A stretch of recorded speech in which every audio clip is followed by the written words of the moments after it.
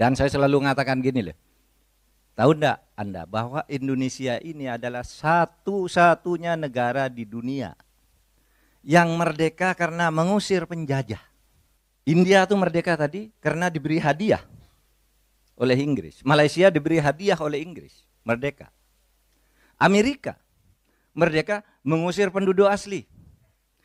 Australia mengusir penduduk asli. Indonesia tidak, mengusir penjajahnya. Hanya Indonesia. Ada yang mengatakan banyaklah negara yang mengusir penjajah seperti Vietnam, Aljazair itu sudah menjadi negara mau diinvasi, diusir. Kalau Indonesia dari belum ada menjadi ada itu dengan cara bersatu usir penjajah.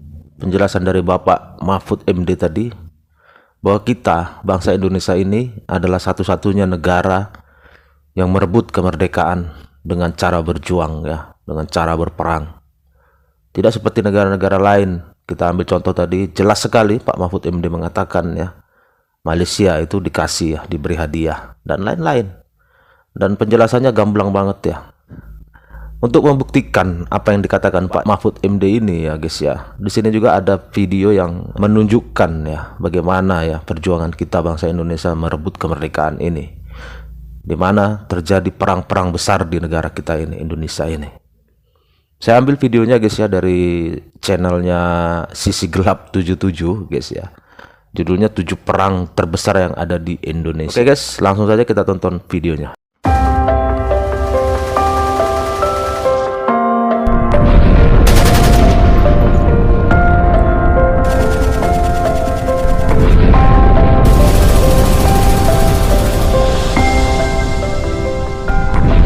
Pemirsa, ketemu lagi dengan kami Sisi Gelap 77, channel yang selalu menyajikan informasi yang cerdas, edukatif, dan hits. Kemerdekaan Indonesia tidak lepas dari jasa para pahlawan yang telah berjuang susah payah dan berkorban banyak hal demi meraih dan mempertahankan kemerdekaan yang kita rasakan saat ini.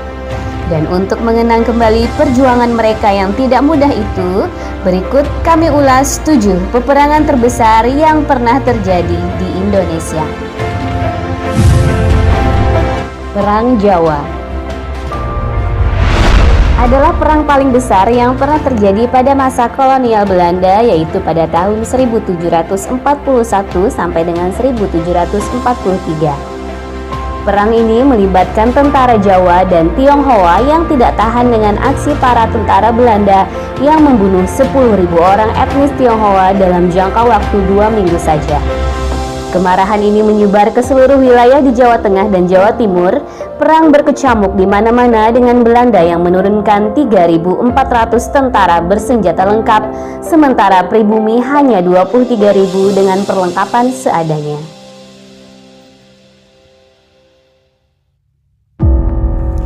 Penyerbuan Batavia dilakukan oleh Sultan Agung dari Mataram sebanyak 2 kali. Mereka ingin menguasai daerah Banten yang dipenuhi oleh tentara VOC. Sultan Agung mengirim banyak sekali pasukan untuk menyerang Batavia yang saat itu dipimpin oleh Jan Pieterszoon Koen. Serangan pertama gagal total, namun mereka tetap melanjutkan serangan kedua dengan pasukan yang lebih besar. Dan Belanda pun kembali memenangkan peperangan. Banyak tentara dari Sultan Agung yang meninggal akibat kolera dan malaria. Meski kalah, Sultan Agung dan para tentaranya mencemari Kali Ciliwung. Akibatnya banyak penduduk Jakarta yang terjangkit kolera, termasuk Jan Pieterszoon Koen yang menjadi gubernur jenderal di sana.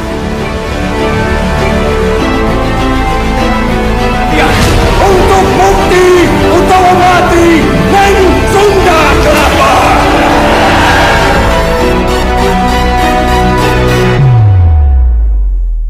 Perang Diponegoro. Perang Diponegoro sering juga disebut Perang Jawa Jilid 2, tetapi dengan kekuatan yang jauh lebih dahsyat.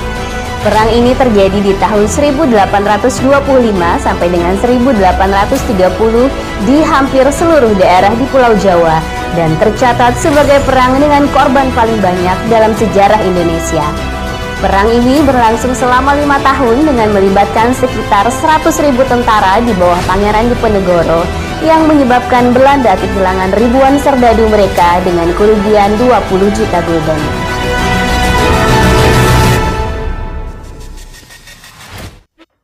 Inilah bukti ya guys, bahwa bangsa Indonesia itu tidak suka dijajah, ya kan.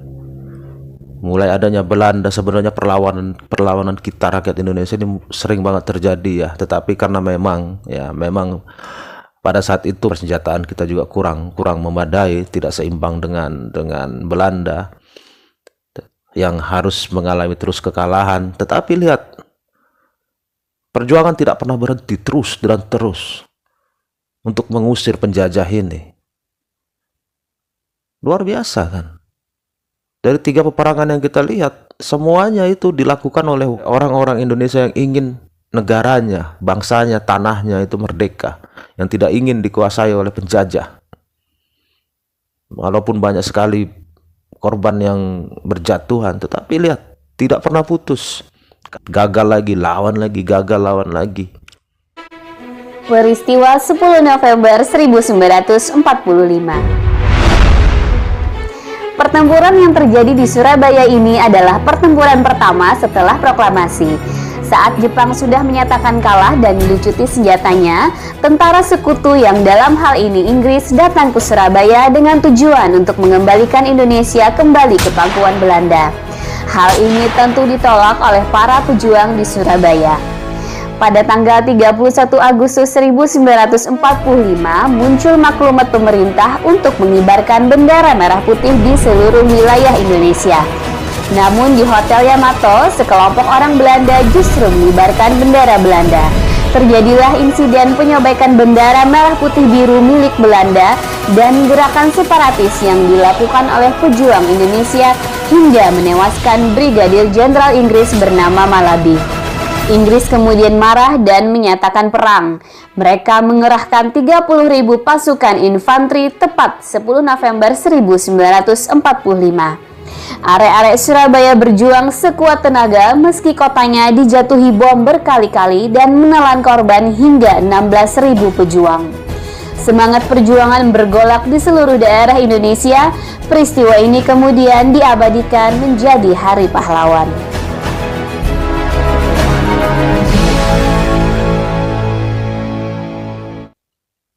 Kita lihat guys ya, luar biasa perjuangan bangsa kita, pendahulu kita untuk merebut dan mempertahankan kemerdekaan itu sangat-sangat luar biasa.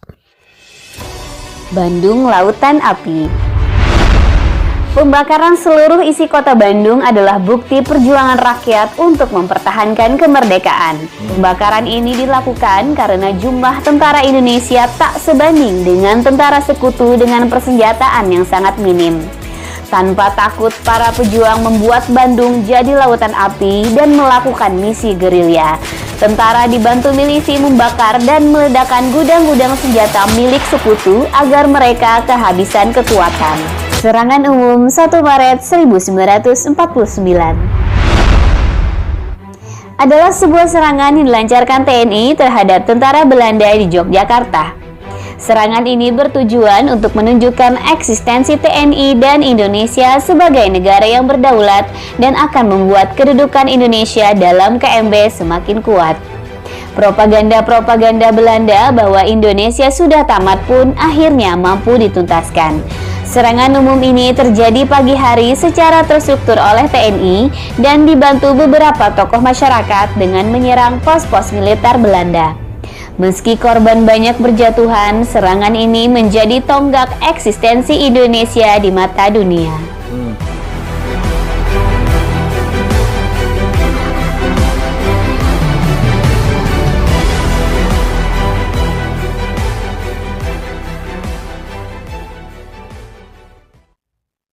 Pertempuran Medan Area adalah pertempuran yang terjadi di Medan selama 2 tahun lebih dari 13 Oktober 1945 sampai dengan 1947. Pertempuran ini terjadi karena sekutu dan pasukan Nika dari Belanda yang membuat onar dengan menginjak-injak bendera merah putih yang menjadi identitas Indonesia dan memberikan ultimatum agar semua senjata dikumpulkan atau akan diadakan perang. Tentu saja rakyat tidak setuju dan terjadilah perang yang menjatuhkan cukup banyak korban dari kedua belah pihak. Pertempuran ini menjadi bukti bahwa Indonesia mampu mempertahankan wilayahnya.